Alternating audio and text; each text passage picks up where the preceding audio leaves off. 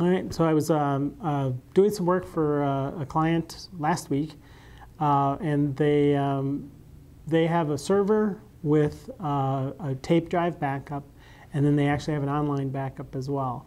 But the tape was filling up, so they wanted to move some of the data off of that tape, and their solution was to get an external hard drive, and they were backing up a lot of photos and scans to that external hard drive, which was a great idea. It got everything off the server. This was not my idea.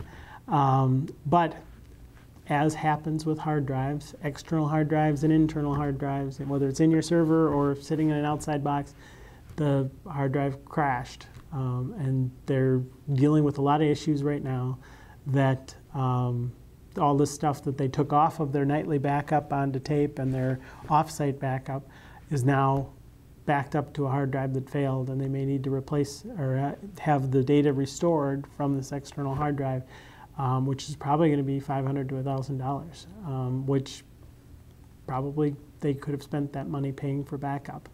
They didn't think the stuff was particularly important until it was gone. Once it was gone, they realized they really, really need it for some of their publications and some of the work that they do with media outlets. And they now know that it's worth more than $500 to $1,000 to them when they thought it was a relatively easy thing to pull off the backup.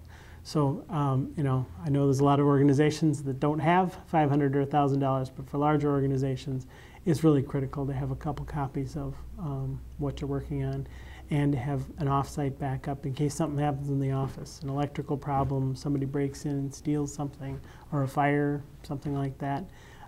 Have things off-site so you can get back to work helping your clients as soon as possible.